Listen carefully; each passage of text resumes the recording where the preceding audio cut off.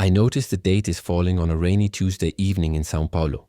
She's already glancing at her watch when I arrive, 5 minutes late because the Uber got stuck in traffic on Paulista Avenue. The restaurant is one of those trendy spots in Vila Madalena, all exposed brick and Edison bulbs, the kind of place that tries too hard to be casual but charges 30 reais for a craft beer. She stands when she sees me and I can tell immediately something is off. Her smile is tight, practiced, the kind you give a telemarketer before hanging up. Her friend set this up, that's what she'd mentioned in our brief text exchange. My colleague set it up for me.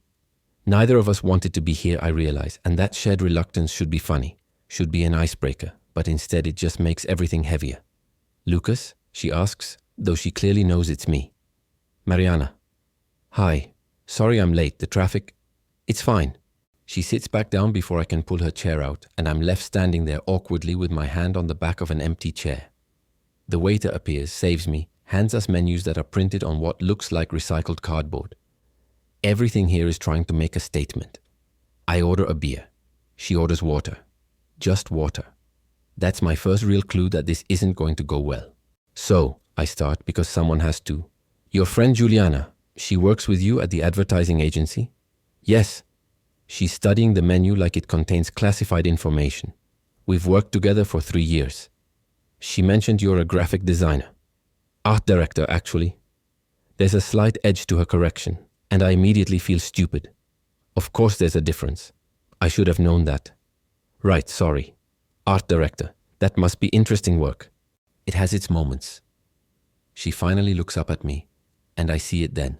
Something dark and guarded in her eyes, like she's watching me from behind bulletproof glass. Her hands are gripping the menu too tightly, knuckles white against the brown cardboard. The waiter returns. I order the house burger. She orders nothing. You're not hungry? I ask, trying to keep my voice light. I ate earlier. It's clearly a lie. I can see the tension in her jaw, the way she's sitting perfectly straight, like she's braced for impact. Outside, rain starts to fall, tapping against the large windows that face the street. People rush past with newspapers held over their heads, their shadows distorted by the water streaming down the glass. The restaurant feels too warm now, too close, and I loosen my collar slightly. This weather, I try again. Typical December in Sao Paulo, right? Never know if we'll get rain or heat. She's checking her phone now, not even pretending to be engaged. The screen casts a pale glow on her face, and I notice the dark circles under her eyes, the way her lipstick is slightly smudged at one corner, like she applied it in a hurry or while distracted. My beer arrives. I drink it too quickly, trying to figure out what I'm doing wrong. Is it my shirt? I wore the blue button down, the one my sister said made me look approachable. Is it something I said? I've barely said anything. Maybe that's the problem. Maybe I should be more interesting, more confident, more something. Look, she says suddenly, putting her phone down. I'm going to be honest with you. Here it comes, I think. The exit speech. I've heard variations of it before. This isn't going to work out. You seem nice, but I'm not really in a place for this right now. This was a mistake, she continues. I shouldn't have agreed to this. I'm sorry you came all the way here, but I think I should just go. She starts to stand and I should let her. That would be the easy thing. But something stops me. Maybe the way her hands are shaking as she reaches for her purse, or the way she won't quite meet my eyes. Or maybe it's just that I've had enough of the easy thing lately. Enough of letting people disappear without understanding why. Wait, I say. Please, just sit for a minute. I really should. I know this isn't going well. I can feel it too. I lean forward, trying to catch her gaze. But you're clearly upset about something, and it's raining, and you haven't even had anything to eat. At least let me not be the guy who let you leave hungry in the rain. She hesitates, half standing, half sitting, caught between politeness and whatever is pulling her toward the door. Finally, slowly, she sits back down. I'm not upset with you, she says quietly. You seem perfectly nice. This is about me. Okay. I nod. Do you want to talk about it? No. She laughs, but it's hollow, brittle. God, no. I don't even know you. Fair enough. I take another sip of my beer. We could talk about something else then, or we could just sit here in awkward silence until my burger comes and then I'll eat it while you judge my table manners. Either way works for me. That gets a real laugh, small but genuine. Your table manners? They're terrible. I eat like I was raised by wolves. My mother despairs. Oh, I doubt that. No, really. I once ate spaghetti with my hands at the family dinner. I was 27. Another laugh, this one lasting a bit longer. Some of the tension leaves her shoulders. Why would you do that? Lost a bet with my cousin. Had to do it through the entire meal. My aunt almost disowned me. The waiter brings my burger, a towering thing with too many ingredients threatening to spill out the sides. Mariana watches as I try to figure out how to approach it without everything falling apart. You see? I gesture at the burger. Impossible to eat this gracefully. You might as well have ordered something just to witness the disaster. I'm not really hungry. You said that already. I pick up the burger carefully and immediately a slice of tomato slides out onto the plate. But the thing is, I don't think it's about hunger. She goes quiet again, but this time it feels different, less defensive. She's looking at the rain now, watching people huddle under awnings and shop overhangs, waiting for it to pass. I'm sorry, she says after a long moment. This isn't fair to you. You came here expecting a normal date and instead you got whatever this is. I came here expecting an awkward blind date set up by well-meaning friends who probably oversold both of us to each other. So far, I'd say we're right on track. She almost smiles at that. Almost. I eat my burger in silence for a few minutes, not pushing. Outside, the rain intensifies, drumming harder against the windows. A bus splashes through a puddle, sending up a wave of dirty water that narrowly misses a couple trying to cross the street. They jump back laughing, holding onto each other. Mariana watches them with something that looks like longing. Do you believe in timing? She asks suddenly. Timing? Like the right person, wrong time. That kind of thing. I consider this. I think people use timing as an excuse sometimes, but I also think sometimes life just doesn't line up the way we want it to. She nods slowly. Yeah, that's exactly it. The not lining up part. Is that what this is? Bad timing? Something like that. She finally picks up her water glass, takes a small sip. Juliana thought this would be good for me. She said I needed to get back out there, start living again, whatever that means. But I don't think I'm ready. I don't think I even know what ready would feel like. Get back out there, I repeat. That's the kind of thing people say after a breakup. Among other things. She sets the glass down carefully, precisely in the center of the coaster. You finish your burger. I'll wait until the rain lets up a bit, and then I'll go. I promise I won't just bolt. But she looks like she wants to bolt. Every muscle in her body is tense, coiled, ready to run. I've seen this before. In my younger brother after his accident. That constant state of readiness to flee, to escape before something else bad can happen. I finish eating, and she keeps her promise, staying in her chair, occasionally checking her phone, watching the rain.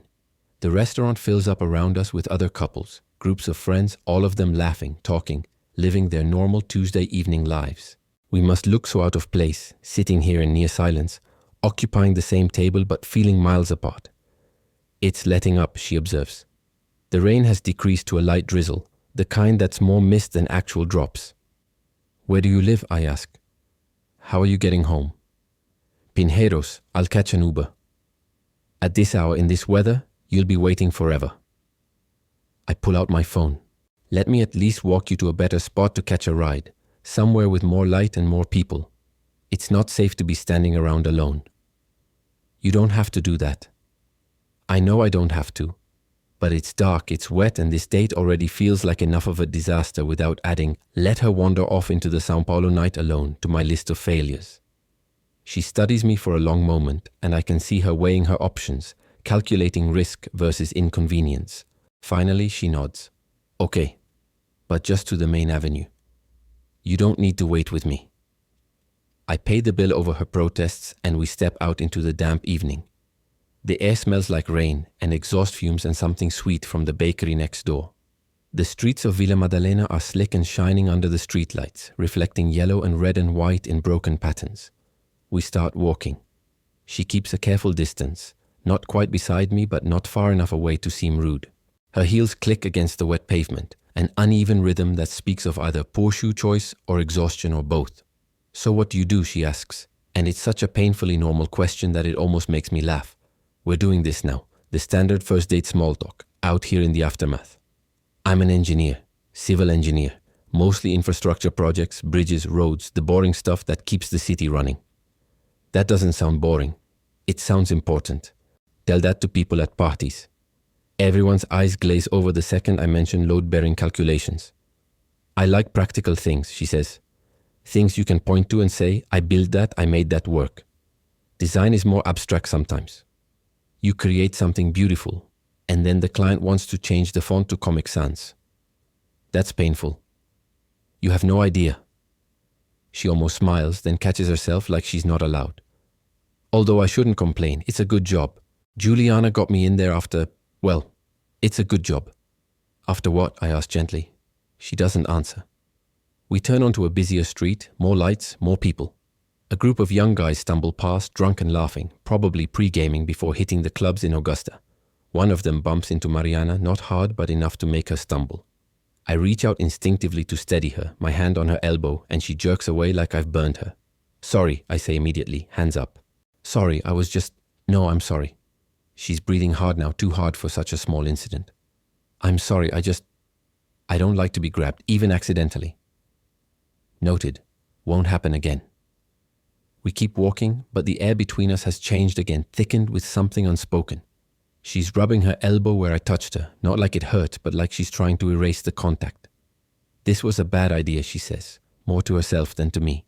Juliana meant well, but this was too soon, way too soon. How long? I ask. Since the breakup? 7 months. Her voice is flat. 7 months, 2 weeks and 5 days, but who's counting? That's pretty specific for someone who's not counting. You can't help but count, she says. The days just keep adding up and you're aware of every single one, and everyone keeps telling you it'll get easier, that time heals, all those stupid cliches. But the truth is, some days you wake up and you've forgotten for a moment, and then you remember, and it's like it happened yesterday all over again. We've reached the corner of Fradique Coutinho, where she said she'd catch her Uber. There's a 24-hour pharmacy here, bright lights spilling out onto the street, a security guard standing outside. It's as safe a spot as any. Well, she says, pulling out her phone. This is me. Thank you for dinner and for walking me here and for being decent about all of this. This is a terrible place to wait alone, I hear myself saying. Let me wait with you until your ride comes. You really don't, I know, but I'm going to anyway. She looks like she might argue, but then she just nods tired.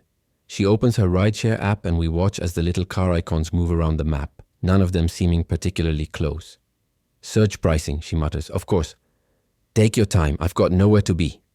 We stand there under the pharmacy lights, watching the occasional car pass, watching the mist continue to fall. A woman exits the pharmacy with a small bag, her face drawn and worried. An elderly man walks by with a tiny dog on a leash, the dog stopping to sniff every puddle.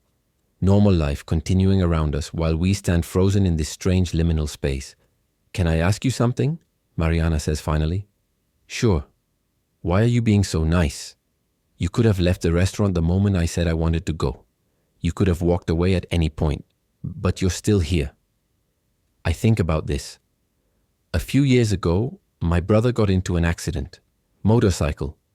He was in the hospital for weeks, and when he got out, he wasn't the same. He was angry all the time, pushing everyone away, making it really hard to help him. And one day, my mother said something that stuck with me. She said sometimes people act their worst when they need help the most, and that's exactly when you can't give up on them. I'm not your brother. No. But you're clearly going through something and you're trying so hard to hold it together, and maybe I can't help, but I can at least make sure you get home safe. That feels like the minimum a decent person should do. She's quiet for a long time, then. He wasn't just my boyfriend. We were engaged. The wedding was supposed to be in March. Oh, I don't know what else to say. I'm sorry. Everyone's sorry. Everyone has advice. Move on. Stay busy. Don't rush. Give it time. Delete his number. Keep the memories. Go out with friends. Spend time alone. I'm drowning in people's opinions about how I should grieve. What happened? If you don't mind me asking. He left. She says it simply, matter-of-factly. 3 months before the wedding, he sat me down in our apartment. Our apartment that we'd just finished furnishing, that we'd picked out together, that had our names on the lease. And he told me he couldn't do it. Couldn't marry me. Couldn't keep pretending he was happy. Said he felt trapped. Said he needed to find himself. She laughs, harsh and sharp. Find himself. like he was some kind of explorer who got lost on the way to our wedding. Jesus, Mariana, that's devastating, humiliating, yes, both of those things. She's still staring at her phone, watching the little car finally start heading in our direction. The worst part is I saw it coming. For months I saw him pulling away, getting distant, staying late at work, being on his phone all the time. But I convinced myself it was wedding stress, that he was just nervous that it would pass. I kept planning, kept sending invitations, kept pretending everything was fine because the alternative was too terrifying to consider. The Uber is 2 minutes away according to the app. 2 minutes and she'll disappear into the night and I'll never see her again. Never know how this story ends. And then it happened, she continues, her voice getting quieter. And I had to cancel everything. The venue, the caterer, the flowers. I had to call everyone, every single person we'd invited, and tell them the wedding was off. My parents were mortified. His parents apologized like it was their fault. Our friends didn't know what to do, so most of them just stopped calling, stopped texting, like heartbreak is contagious. That's not fair. No, it's not. But it's what happens. People get uncomfortable around pain. They don't know what to say, so they say nothing. They don't know how to act, so they avoid you. And suddenly you're alone, sitting in an apartment that's half empty because he took his stuff and left gaps everywhere. Gaps in the bookshelf, gaps in the closet, gaps in your life that you don't know how to fill. The Uber pulls up to the curb, a white Fiat with a dented bumper. The driver checks his phone, confirms it's the right pickup. That's me, Mariana says, but she doesn't move toward the car. Juliana was trying to help, I say. Setting you up, I mean. She probably thought getting you out there, meeting someone new, it might give you a reason to move forward. I know, and I appreciate it, I do. But you can't just replace someone. That's not how it works. He didn't just break my heart. He broke my trust. He made me question everything I thought I knew about myself, about us, about what I want. And now I'm supposed to sit across from a stranger and pretend I'm a whole person when I feel like I'm held together with tape and prayer? The driver honks lightly, impatient. Mariana waves to acknowledge him. You should go, I say. He's waiting. Yeah. But still she doesn't move. She's looking at me now, really looking, like she's trying to figure something out. Thank you for tonight, for not being awful about any of this. It's a low bar, not being awful. You'd be surprised how many people can't clear it. She reaches for the door handle, then stops. Lucas? Yeah? Do you think it gets better? Really? I could lie. I could give her the cliches she says she's tired of hearing. Instead, I say, I think it gets different. And different might eventually feel better. Or it might not. But standing still doesn't help anything. She nods slowly. Different. I can work with different. She opens the car door and something in me panics. This feels wrong, letting her leave like this, sending her off into the night with all that pain and no resolution. It's not my job to fix her, I know that. But the thought of her going back to that half-empty apartment alone makes my chest tight. Wait, I say. Let me walk you home. What? Cancel the Uber. Let me walk you home. It's not that far, right? Pinheiros? That's like 30 minutes from here. So it's 30 minutes. I walk for 30 minutes every day anyway. This way, you save the surge pricing, I get my evening exercise, and neither of us has to end this night feeling like we failed at something. We barely know each other. Exactly. No expectations. No pressure. Just two people walking through São Paulo on a rainy Tuesday night. If you hate it, you can tell me to leave at any point. But at least give me a chance to not be the worst blind date you've ever had. She should say no. Any rational person would say no. Instead, she cancels the Uber and we start walking. We head south toward Pinheiros, sticking to the main streets where there are lights and people. The mist has stopped, leaving everything damp and gleaming. Storefront windows reflect our passing shapes, distorted and dark. A homeless man sleeps in a doorway, covered in newspapers. A couple walks past us, arguing in rapid Portuguese, their voices rising and falling with practiced rhythm. Tell me something about you, Mariana says as we walk. Something real. Define real. Something you wouldn't normally tell someone on a first date. Something that actually matters. I think about this. Okay. When my brother had his accident, I was angry. Not just worried or scared, angry. Angry at him for being reckless, for riding that stupid motorcycle too fast, for not wearing proper gear. Angry at my parents for treating him like a victim when I thought he'd brought it on himself. I didn't visit him in the hospital for the first week. Just couldn't face it. What changed? My mother called me crying. Not upset crying, exhausted crying.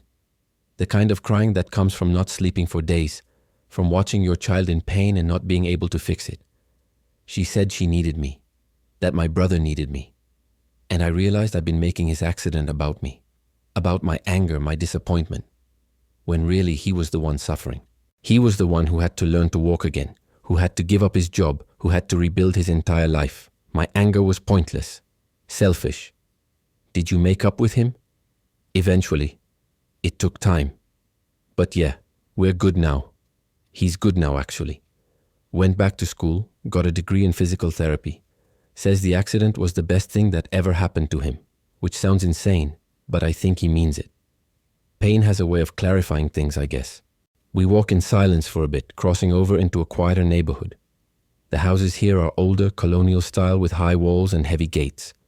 Trees line the street, their branches forming a canopy overhead that blocks out some of the street light. It feels more intimate here, more isolated. Your turn, I say. Tell me something real. She thinks for a while, her footsteps slowing. The night before he left, we had sex. Normal, regular sex like we'd had 1,000 times before. And afterward, while I was lying there thinking about honeymoon destinations, he was probably working up the courage to end it. That's what haunts me. The fact that he could touch me, kiss me, hold me, all while knowing he was about to destroy everything. How do you do that? How do you be that intimate with someone while planning your exit? I don't know, I say honestly. I really don't. I keep thinking there must have been signs I missed, things he said, things he did, ways he looked at me that should have told me the truth, but I can't find them. Either he's an incredible actor, or I'm incredibly stupid. Or maybe he didn't fully know himself. Maybe he was in denial right up until he wasn't. Does that make it better or worse? I don't think it makes it either. It just makes it what it is. We turn onto a smaller street and she points ahead. I'm 3 blocks that way. The building with the blue gate. We're close now, close to the end of whatever this has been. Part of me wants to walk faster to preserve the strange connection we've built. Part of me wants to slow down to make these last blocks last. Can I ask you something? I say, sure. Why did you agree to come tonight? If you knew you weren't ready, why say yes? She's quiet for so long, I think she might not answer. We pass a bar that's still open, música sertaneja spilling out through the doors, mixing with the sound of our footsteps. A torn receipt blows past us on the wind, wet and illegible. Because, she says finally, I'm tired of being the girl whose fiancé left her. I'm tired of being broken. I'm tired of seeing pity in everyone's eyes. Juliana kept talking about you, about how nice you were, how stable, how unlike him. And for a moment, just a moment, I thought maybe I could be someone different tonight. Someone who goes on normal dates and has normal conversations and doesn't carry all this weight. But you couldn't. No, because the second I sat down and saw you, saw how you looked at me like I was a real person, not a project or a problem. I felt like a fraud, like I was lying to you by even being there. You deserved someone whole, someone who could meet you with an open heart, and instead you got me. Broken, bitter me. We've reached her building.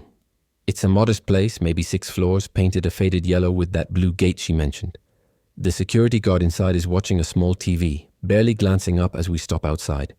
Well, she says, this is me. For real this time. Mariana, thank you for walking me home. That was kind of you. I'm sorry the date was so terrible. She's reaching for her keys, ready to escape inside where it's safe, where she can be alone with her carefully maintained defenses. And I could let her go. Should let her go. This wasn't a date, it was a disaster. We're strangers who shared an awkward meal and a long walk, nothing more. But then she drops her keys. They hit the wet pavement with a metallic jangle and she bends to pick them up. And when she straightens, I see it. Tears streaming down her face, silent and sudden, like a dam that's finally broken. Sorry, she says, wiping frantically at her face. Sorry, I'm sorry, I don't know why. It's okay. It's not okay. You've been nothing but nice, and I'm standing here crying on my doorstep like some pathetic... Mariana, stop. I keep my voice gentle but firm. You don't have to apologize for having feelings. But I barely know you. I shouldn't be falling apart in front of you. Maybe that's exactly why you can. Because I'm not your friend who's tired of hearing about it. I'm not your family who wants you to be okay so they can stop worrying. I'm just some guy from a failed blind date who has no expectations and no agenda except wanting you to be okay. She's really crying now, the kind of crying that's been held back for too long, that comes out in gasps and shudders. She leans against the wall of her building, slides down until she's sitting on the step, her head in her hands. I sit down next to her, careful to leave space between us, not crowding her. The concrete is cold and damp through my jeans, but I don't care. We sit there while she cries, while people occasionally pass on the street, while the guard inside periodically glances out to make sure everything is okay. I'm so tired, she says finally, her voice hoarse. I'm so tired of pretending I'm fine, of waking up every morning and putting on makeup and going to work and smiling at people and acting like my life isn't completely derailed. Everyone wants me to move on, to date again, to give them proof that I'm okay. But I'm not okay. I'm so far from okay. You don't have to be okay, I say. Not for anyone. But I want to be. I want to stop feeling like this. I want to stop loving him, stop missing him, stop replaying every conversation we ever had trying to figure out where it went wrong. I want to stop checking his Instagram to see if he's moved on. I want to stop, she breaks off, crying harder. Stop what? I want to stop blaming myself, she whispers. But I can't. Because if I can't figure out what I did wrong, how do I make sure it doesn't happen again? How do I trust anyone again? How do I trust myself? And there it is. The truth she's been circling all night. The real reason she couldn't sit through dinner, couldn't make small talk, couldn't pretend. It's not just about him leaving. It's about the uncertainty he left behind, the doubt he planted that's taken root in every corner of her life. You didn't do anything wrong, I say. Sometimes people leave because of their own issues, their own fears, their own limitations. It's not about you being enough or not enough. It's about them not being ready for what you offered. But how do you know? How do you know it wasn't something about me that made him run? Because if there was something fundamentally wrong with you, your friend wouldn't have set you up with me. Your parents wouldn't still call you every day. Your job wouldn't value you. The guard in your building wouldn't wave when you come home. People don't surround themselves with broken people.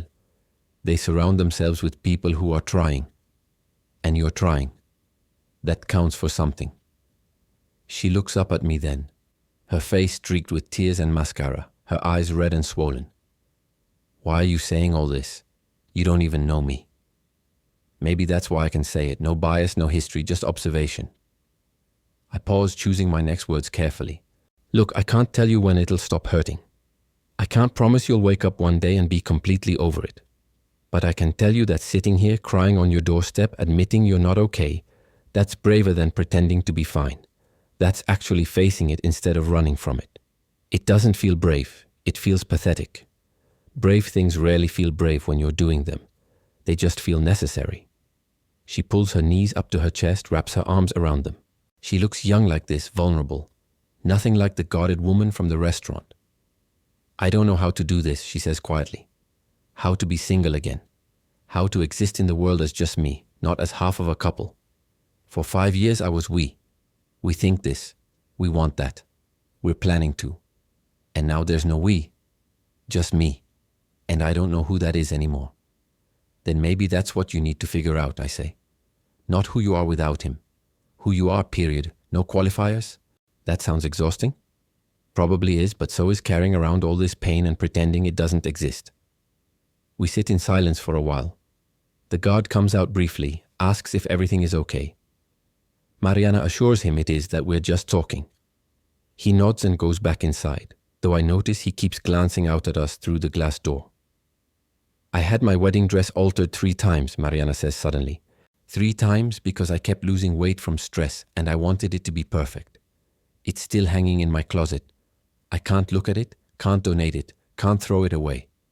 It's just there, this white ghost reminding me of everything I almost had. That's heavy. Everything's heavy. My apartment is heavy with his absence. My phone is heavy with all the photos I can't delete but can't look at. My future is heavy with all the plans we made that won't happen. Sometimes I think about just leaving, moving to another city, starting completely over where no one knows I was supposed to be married. Would that help? Probably not. You can't run from yourself. She wipes her eyes again, takes a shaky breath. But the fantasy is nice, being someone new in a new place where no one expects anything from you.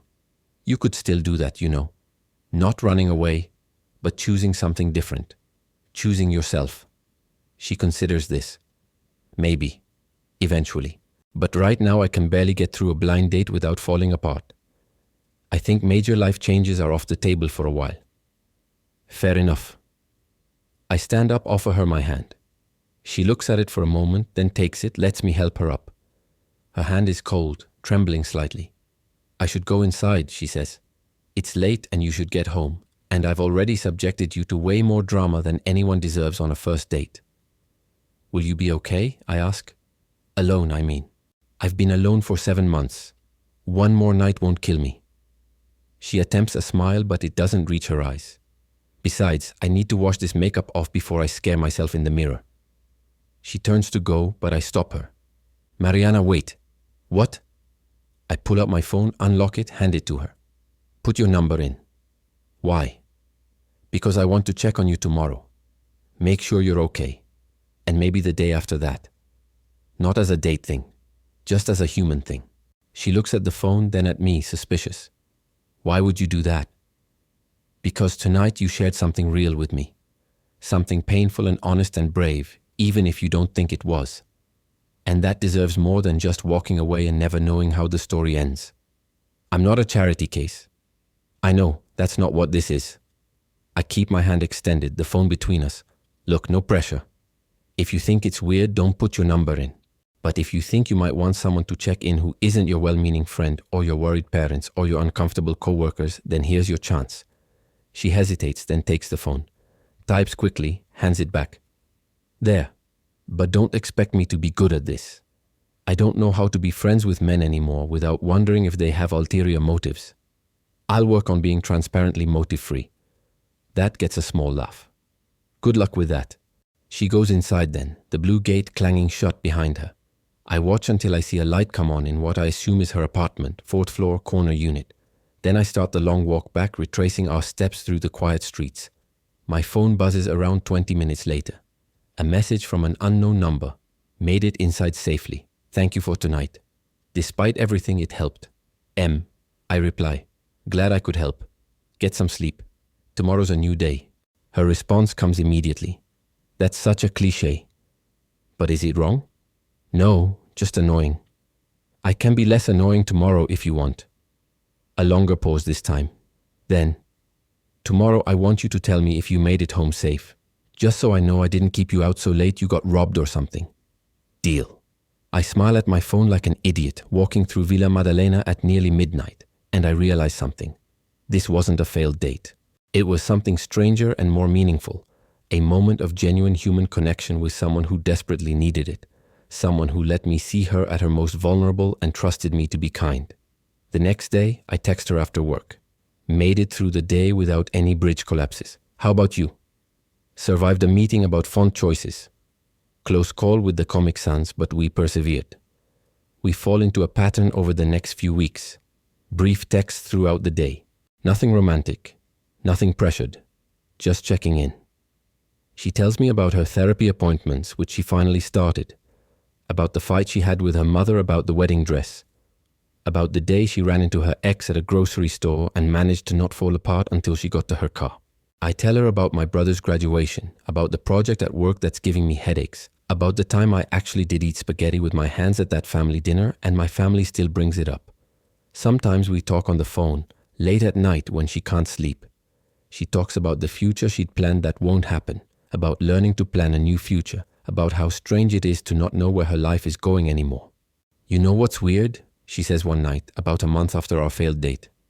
I feel like I know you better than I knew him. At least I know you differently. He never talked about his fears or doubts. Everything was always fine, always optimistic. I thought that was good, thought it meant we were solid, but maybe it just meant he was already halfway out the door. Maybe he just didn't know how to be vulnerable. Maybe. Or maybe I didn't make it safe for him to be. I don't know. I'm trying not to overthink it anymore. That sounds healthy. My therapist's words, not mine, but I'm trying to believe them. Another month passes. She texts me a photo one day, the wedding dress packed in a donation box. Finally did it. Felt like ripping off a band-aid made of tulle and broken dreams. Proud of you. That couldn't have been easy. It wasn't. But it also kind of was. Like I've been dreading it for so long that actually doing it was almost anticlimactic. Just folded it up, put it in a box, dropped it at the charity shop. Done. What did you do after?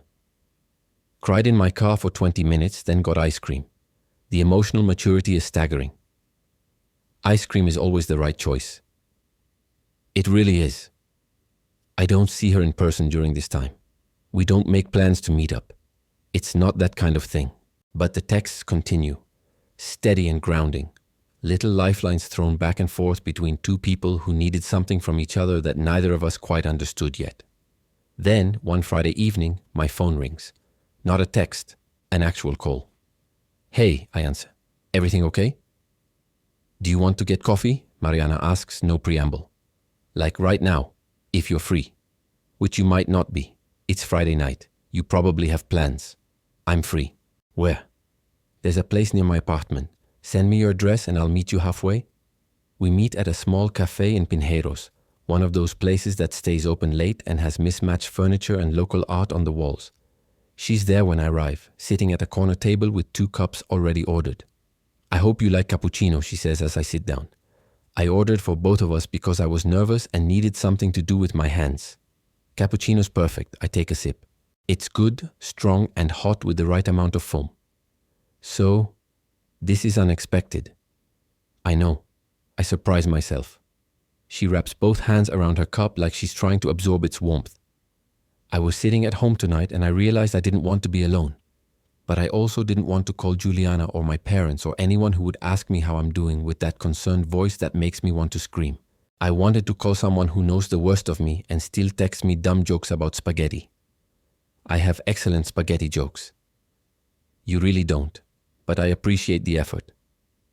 She looks at me then, really looks at me, and something in her expression is different, lighter. I'm doing better. Not all better, but better. And I wanted to say thank you. For that night, for the texts, for not making me feel like I owe you anything for being kind. You don't owe me anything. I know. That's why I wanted to thank you. She pauses. And maybe I wanted to see if we could try again. Not a date, she adds quickly. I'm not ready for that, but maybe just being friends? Real friends, not just text friends? I'd like that. Yeah? Yeah. Though I have to warn you, my friendship comes with a price. She raises an eyebrow. And what's that? You have to tell me the truth. Not the pretty version, not the version you think I want to hear. Just the actual truth, even when it's messy or complicated or makes you look bad. Because I think that's what you need right now. Someone who isn't afraid of your mess. She's quiet for a moment, processing this. That's a big ask. It is, but you're already good at it. That night on your doorstep you gave me the truth when you could have just gone inside and pretended everything was fine. That's rare. Most people spend their whole lives pretending. Including you. Including me. But I'm working on it. We talk for hours. About everything and nothing. About her job and mine. About our families, about the city we live in and the places we want to travel. She tells me about the ex, but this time it's different. Less raw pain, more analytical distance. She can talk about what went wrong without crying, can acknowledge her own mistakes alongside his. I think I ignored a lot of warning signs because I was so invested in the idea of us, she admits. I wanted that life, the wedding, the house, the future kids. I wanted it so badly that I convinced myself we wanted the same things, even when he was literally telling me he wasn't sure. Did he tell you that? Not in so many words, but there were moments. Times when he'd get quiet when I talked about the wedding or change the subject when I mentioned having kids. I told myself he was just not the planning type, that men don't get excited about wedding details. But looking back, I think he was trying to tell me he wasn't ready and I just wasn't listening. That doesn't make it your fault. No, but it makes it more complicated than just he left me. We both failed each other in different ways. He should have been honest sooner. I should have paid better attention. We should have communicated better. There's a lot of shoulds. Shoulding all over yourself, as my therapist would say. She laughs. You see a therapist? Sometimes. After my brother's accident, I had some stuff to work through, anger issues mostly, and some other things I'm not ready to get into on our first friend coffee. Fair enough, everyone gets to have their secrets. For now, but eventually I'll tell you. If we're doing the truth thing, that has to go both ways. Deal. We finish our coffee, order more. The cafe is filling up with the late night crowd, students with laptops, couples on dates, groups of friends laughing over shared desserts. We blend in, just two people having coffee on a Friday night. Nothing unusual, nothing special. Except it feels special. It feels like the beginning of something, though I'm not sure what. I should get going, Mariana says eventually, though she doesn't move to leave. It's late and you probably have plans tomorrow. No plans, but I'll walk you home if you want. That feels familiar? History repeating itself, except this time hopefully with less crying. I make no promises, but she's smiling when she says it, and the walk back to her apartment is easy, comfortable. We talk about nothing important. The best pizza places in São Paulo, the worst movies we've ever seen, the embarrassing songs we listen to when no one's around. At her building, she stops, turns to face me. Thank you for coming out tonight, and for not making this weird. Anytime, literally, text me whenever. Even at 3 a.m. when I can't sleep and want to complain about work. Especially then, I'm a night owl, I'll be awake. She hesitates, then hugs me. It's brief, almost awkward, like she's not sure if she's allowed. But it's genuine, and when she pulls back, she's still smiling. See you around, Lucas. See you around, Mariana. I watch her go inside, wave when she turns to look back. Then I walk home, taking the long route, thinking about failed dates that turn into something else, about broken people helping each other heal, about the weird and unexpected ways humans connect. That night, lying in bed, I get a text. Made it upstairs, no crying this time, progress. I reply. That's what we like to see. Same time next week? Make it Tuesday, I have a work thing Monday. Tuesday it is. And that's how it starts. Not with romance or fireworks or love at first sight. Just with two people deciding to show up for each other, to be honest when it's hard, to sit with discomfort instead of running from it. It's not a fairy tale. It's better than that. It's real. Over the following months, we become constants in each other's lives. Coffee on Tuesdays. Occasional weekend walks. Messages throughout the day, sometimes silly, sometimes serious. She tells me when she has bad days, when the grief hits out of nowhere, when she sees something that reminds her of him. I tell her about my own struggles, the pressure at work, the complicated relationship with my father, the fear that I'm not living up to my potential. We are careful with each other, respectful of boundaries. I don't push for more than she can give. She doesn't expect me to fix her. We just exist together in whatever form that takes, and somehow that's enough. One day, about 5 months after that first failed date, she calls me excited. I got promoted. Art director to creative director. They just told me this morning. Mariana, that's amazing. Congratulations. I know, right? I actually cried when they told me, which was embarrassing. But they seemed to think it was because I was happy and not because I'm an emotional disaster. You're not a disaster, you're human. Same thing sometimes, but anyway, I want to celebrate. Dinner? Somewhere nice? My treat since I'm fancy now. We go to a restaurant in Jardins, one of those places with white tablecloths and wine lists the size of phone books. Mariana is glowing, energized in a way I haven't seen before. She talks about the new responsibilities, the team she'll lead, the projects she's excited about. She's animated, passionate, fully present. This is who you are, I say at one point. When you talk about your work, this is you without the weight. She pauses, considers this. Yeah, I guess it is. Weird how I forgot that for a while. Like I let my identity get so wrapped up in being someone's fiancé that I forgot I'm also someone who's really good at her job. You're a lot of things, that's just one of them. What are the other things, she asks, genuine curiosity in her voice. You're loyal. You're honest even when it's hard. You're funny in this dry, sarcastic way that catches people off guard. You're thoughtful. You remember little details about people that matter. You're resilient as hell. You're still figuring yourself out, but you're not afraid to do the work. Should I keep going? She's blushing now. Okay, I get it. I have some redeeming qualities. More than some. We finish dinner, split a dessert, linger over coffee. The restaurant is starting to empty out, and the waiters are giving us subtle looks, but neither of us moves to leave. Can I tell you something? Mariana says finally. Always. I think I might be ready. Ready for what? To date again. For real this time.